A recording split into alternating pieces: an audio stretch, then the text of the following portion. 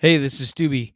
I'm going to walk you through a Gen 1 Mitsubishi Montero winch plate and winch install. I got this from adventuredrivendesign.com. They've got parts for all sorts of Mitsubishis, plus Toyota and Dodge. Go check them out. Okay, first things first, the winch plate itself. It's 3/8 inch thick, very tough, very heavy, very solid, and made in America. So that's awesome. The really cool thing about this winch mount is that it comes pre-drilled. So your winch mount bolts are already pre-drilled. There's two holes on either side that match up with holes in your frame. And then it's got a fair lead cut out with fair lead bolts already drilled out as well. So it's ready to go. So those two bolt holes on the ends of the plates line up with holes in your frame. These are super awesome. You can run a bolt through them, get everything fitted and into place before you start welding it in.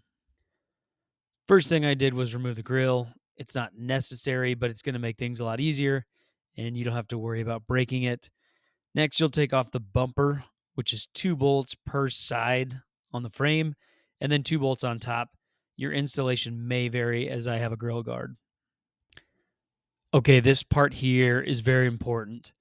So for the people that want to remove their front sway bar, maybe you're doing some rock crawling, you want a little more articulation, you've decided to go without the front sway bar, you'll probably have cut off these mounts and you're good to go. But for anyone running the sway bar, wants a little more stability on the interstate, so on and so forth, you're going to need to modify the winch plate here to make room for these two sway bar mounts. All right, so how to make it work with that stock sway bar setup? You're going to have to notch out that back wall. You can see here, I've taken off a chunk of the back wall. It's about 1.5 inches by 1.5 inches, but measure 3 times just to be sure, as yours may be a little different. And then you'll see here, this is what it should look like when it's done and ready to install. So I went ahead and painted this thing with Eastwood rust encapsulator. It was just what I had handy. You can finish it however you want. So then one last check before I put it in there. I just wanted to triple check that the bolt holes line up with my winch. I'm cheap. I went with the Zeke. Now it's called Aotowo. It was reviewed by Project Farm to be a really good winch. And so the bolt holes line up perfectly, so it's ready to go in. Again, I can't tell you how excited I was that it has bolt holes already drilled that match up with the frame. Basically bolted that in and then just got a feel for it before welding it in. So this is another very, very key point right here. When I was mocking it up, I got the plate bolted up and then I tried to put my winch in. But there wasn't enough clearance with that body hanging down right there. So what I did was I halfway bolted it, put the winch on, and then I bolted it up.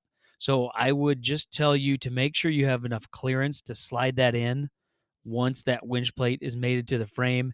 And again, use those bolt holes to just do some measuring, do some testing to make sure you can get your winch in. Like I said, I did it halfway.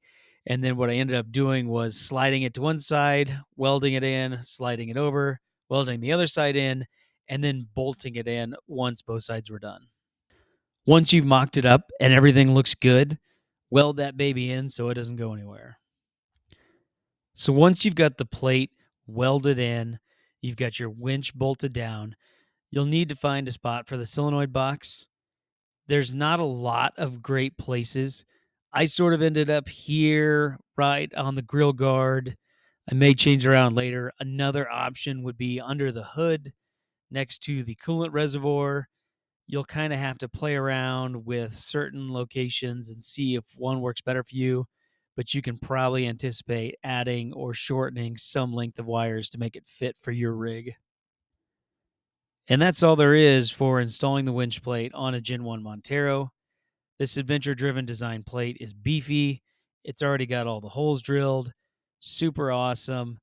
This project should take you about a Saturday or even half a day, especially if you've got a welder on hand. You can get everything knocked out pretty quick.